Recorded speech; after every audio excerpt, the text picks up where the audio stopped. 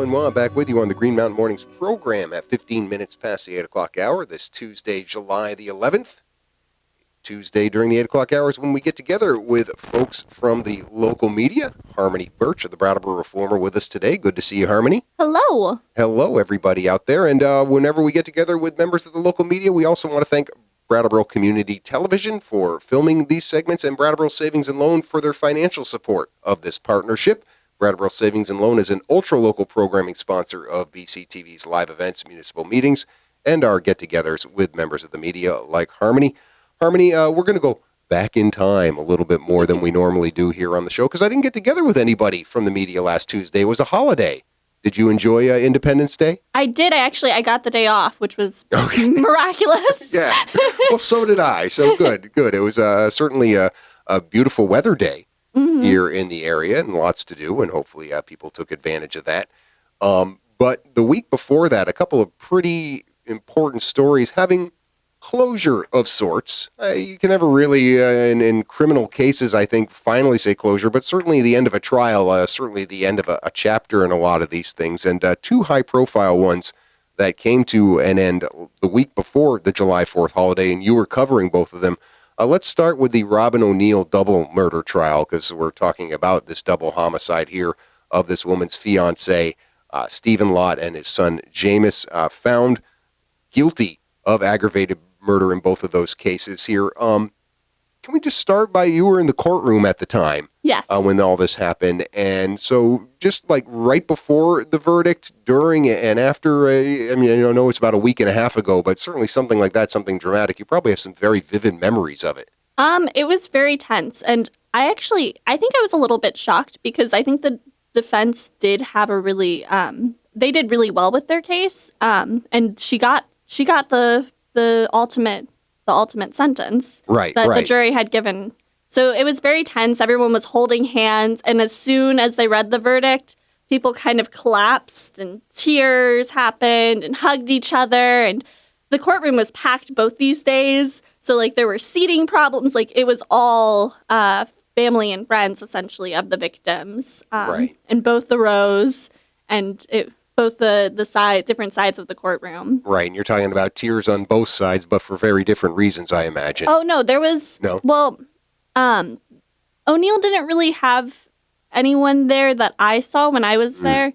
It was all Townsend people, I guess. It was a relatively short jury deliberation, I want to say, right? They went in to deliberate the day before and came back the following day with a verdict. Was that a surprise to people that it took them that short of a time to come up with the guilty verdict? I think I asked defense attorney Tracy Shriver, and I'm sure I'm pronouncing that wrong, but because I always do. No, Shriver? Shriver's okay. Right. Yeah, you got that one. I asked her, and I think she said that it was actually a little bit longer than they were expecting. Oh, okay. But I mean, you had mentioned that you thought the defense made a compelling case, maybe not for getting her off acquitted, Robin O'Neill, but talk a little about some of the evidence they presented or some of the evidence that the prosecution lacked.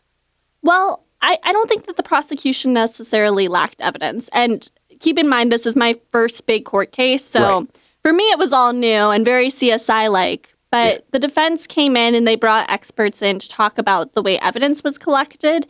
And they very much attacked the way the Vermont State Police collected evidence. There were a lot of things that weren't fingerprinted that easily could have been, I guess.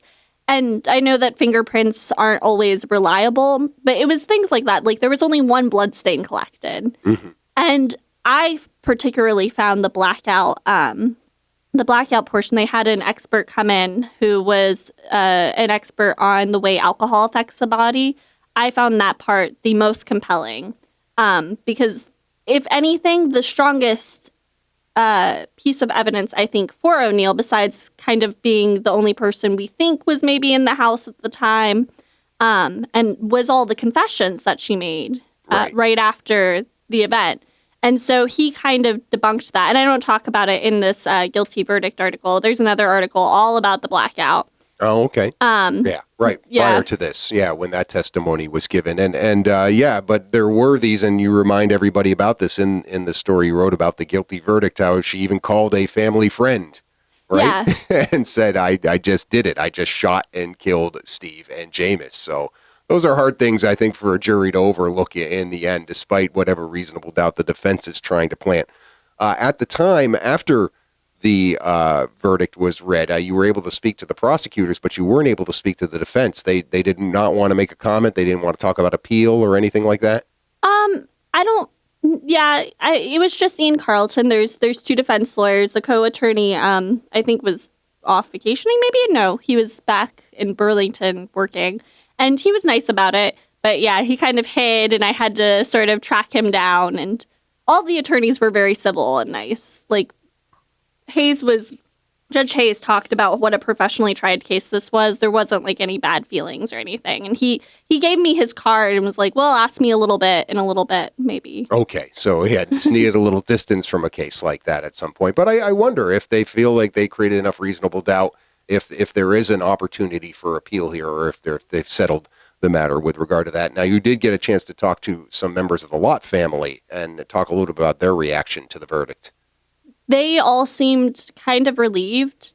I mean, obviously, it can't bring anyone back, but I think it's just been trying for them. And the woman that I talked to, I can't really remember her name. The woman who I talked to, who was kind of like the Lott family, Alenka. Mm-hmm. Yeah, Alenka I think I'm pronouncing that right. She's kind of like their representative. She was there at every court case that I went to, and she would bring pillows. And so, like, these people are missing work. They have to find childcare. And there were so many people. Like, usually everyone who is connected to the victim sits on the left side, right? Mm-hmm. It was too full, so people had to, like, figure out who was going to sit on O'Neill's side. And wow. Yeah, it was a lot of chaos. So I think they were just happy to have that part of it be over. Yeah, as you said, a big outpouring of emotion afterwards, hugs and tears, and certainly some semblance of feeling of justice and closure, although, as you said, you certainly can't bring back people that have lost loved ones. Similar scenario 2 days later in the same courtroom with the same judge and this trial of Earl Moffatt. In the killing of Sultan Rashid, a Brattleboro man, and this murder taking place in Brattleboro, a drug deal gone wrong, essentially, is what this case was about, right? Yeah, I would say that. It appears that Rashid was a drug dealer, and he was selling cocaine to Moffatt. And Moffatt's kind of defense, although he did do a guilty plea, so, I mean, that trial is wrapped up now.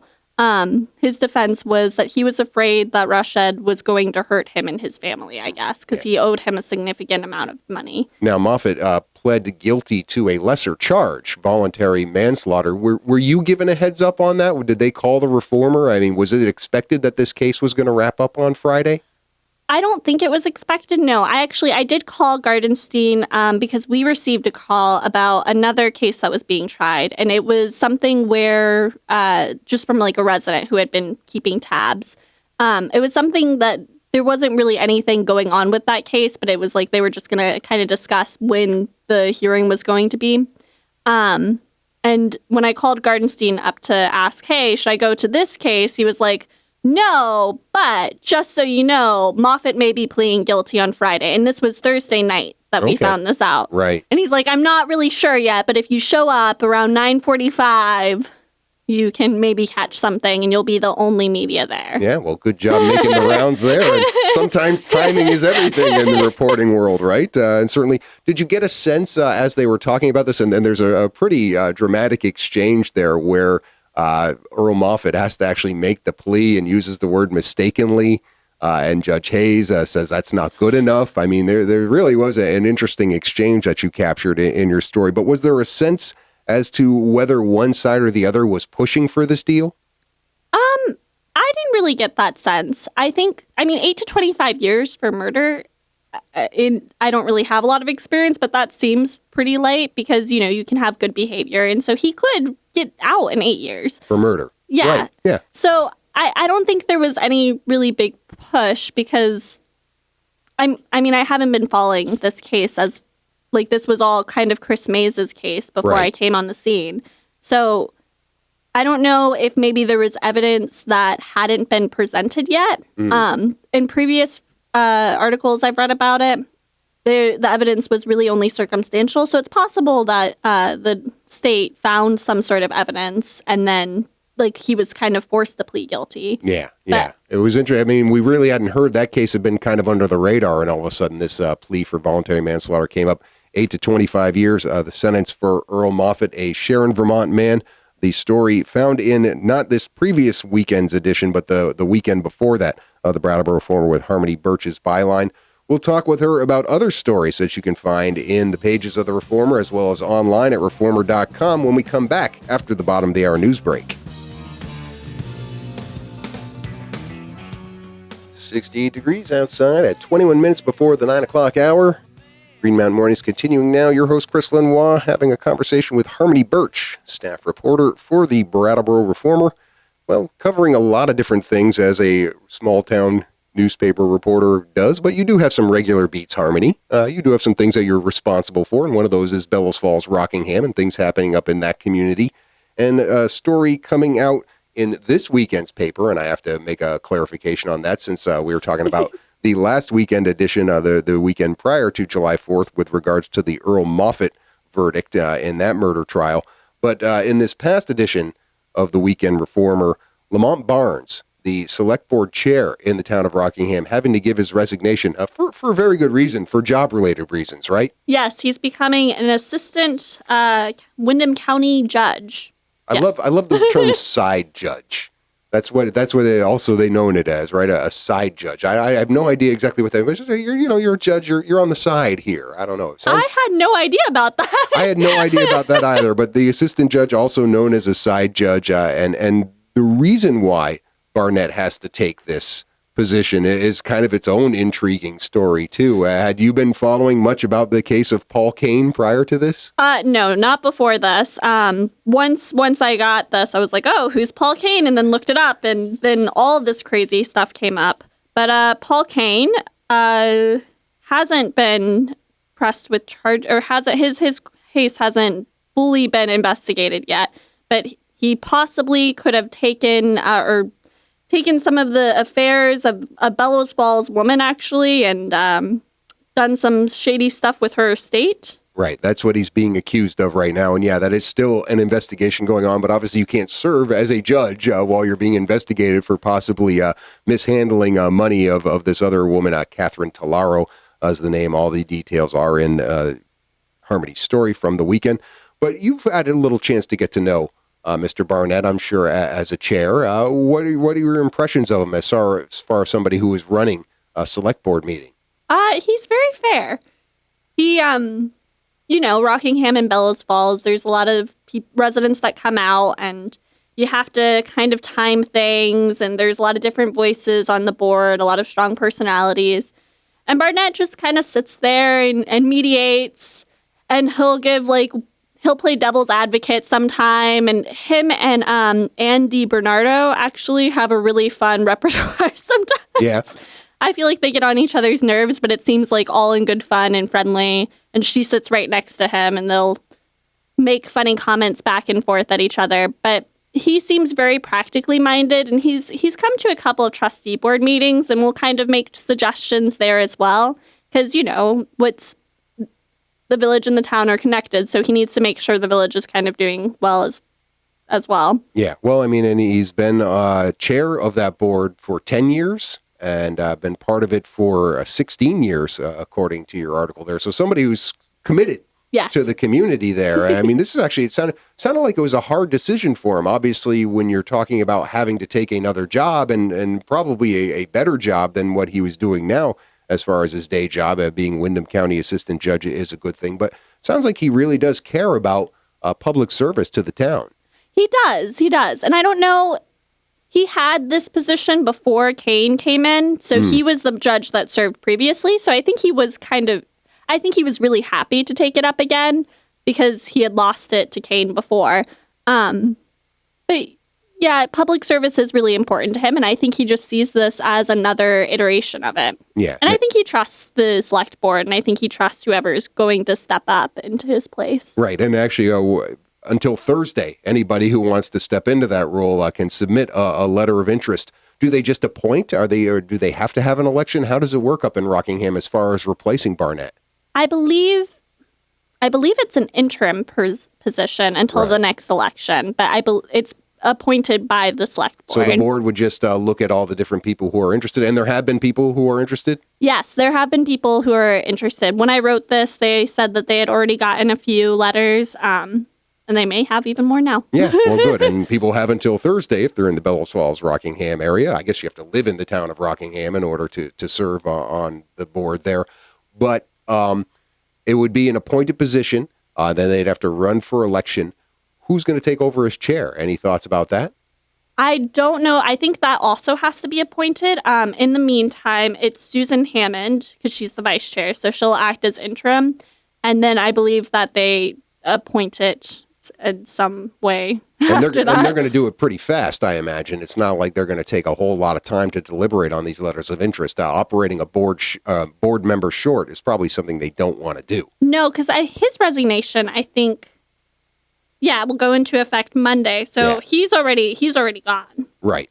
Yeah. As of yesterday, Yeah. he was gone. And they have a meeting coming up. Are we on the off week for their meetings? I can't remember if it's Rockingham or Bellows Falls tonight. Somebody's having a meeting in that and you'll spot. Be at it, and you'll be at it tonight, indeed. Another story you had from the Bellows Falls beat in yesterday's paper actually sounded like a really cool thing with regards to that community getting a $200,000 grant for being part of this Promise Community program. Now, before we get into the grant and some of the things, give us a little background on what this Promise Community program is. Okay, so it's my understanding that this was formed from the DCF, Department of Children and Families, and it's for communities that have at least one elementary school. And I know Brattleboro got one too, so I don't know if there's any other stipulations on it, but I don't think so. I think it's just kind of to help the community get together. It's for young children and families, right? Essentially. And they're having we're one of the reasons I picked this story is just like Thursday's the deadline for select board. There's a gathering tomorrow on Wednesday to try and get input from family members in the community and families about this playground. Is it a matter of expanding the playground, refurbishing the playground? Do we know the condition of the playground at Central Elementary School right now? I haven't been there, so I don't know the exact condition, but I think they just kind of want to make it more homey and just a better space for people to gather. So they're going to be adding new equipment. Another thing they're going to be adding is trees, shading, benches. I think they just want to make it more comfortable for families to be there. I don't know if it's run down or anything like that. Right. Well, yeah, it was an interesting comment that you got from Deb Whitkus, the outreach coordinator for Greater Falls Connection, saying that this grant really isn't about the playground. I mean, it's like they're giving you $200,000 for the playground. What do you mean it's not about the playground? They weren't giving it to them for the playground. They were giving it to them to have all this research, because this has been going on for about 2 years, I think. Right. Yeah, so they were giving it to conduct all this research and figure out what it is that this community needs. Yeah. So it wasn't for the playground. They didn't have the money, but they had started the process and were accepted as a Promise Community about 2 years ago and have just been collecting data. And I wondered about that. I highlighted that point that they've been collecting data, surveying families, holding community meetings. Specifically, what data have they been collecting? I mean, is it all just around a community need? What other things were they trying to get? And will there be a report? I mean, I'm a data guy. I love to hear data. I'm sure I don't know for certain, but I'm sure they probably have to send some sort of report back to, if you get grant money, you have to say what it is that you're using it for. And they could have already.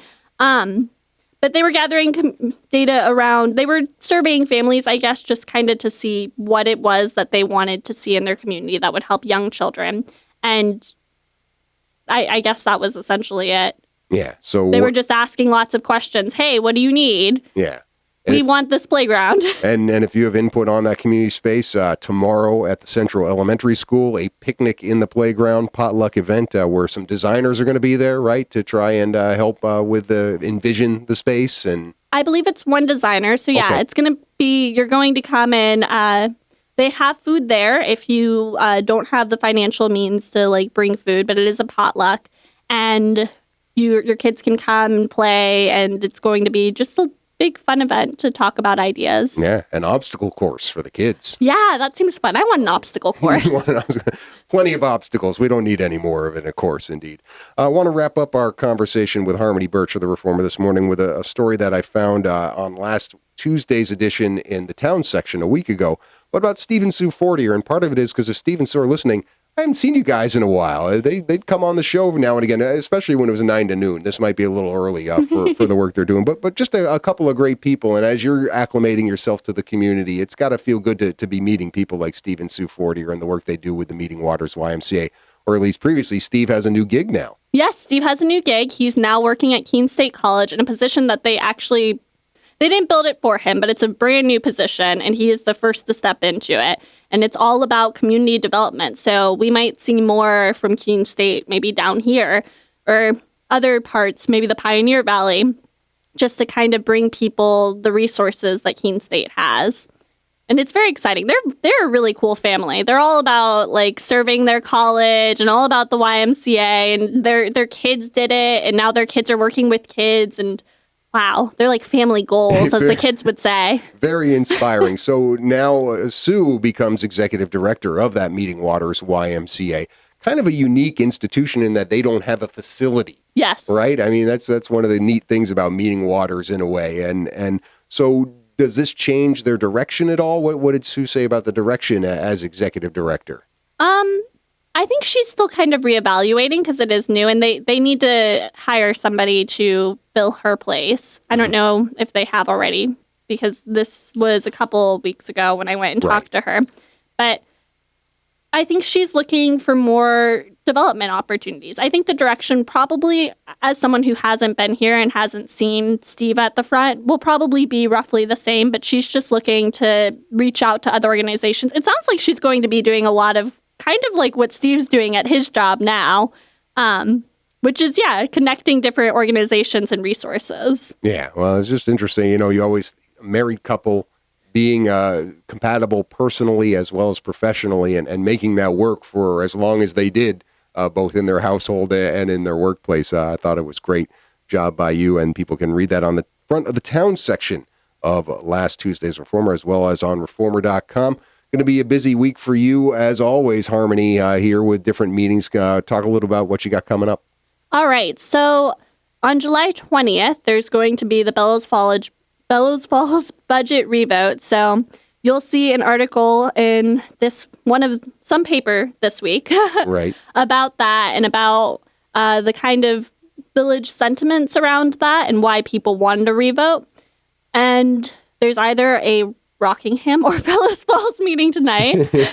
Yeah, indeed. In the Opera House. The vote on the budget is the 20th. Yes, so, the 20th. So a week from this coming Thursday, for those people out there, it's revote season yes. Here in the areas we were just talking about off the air.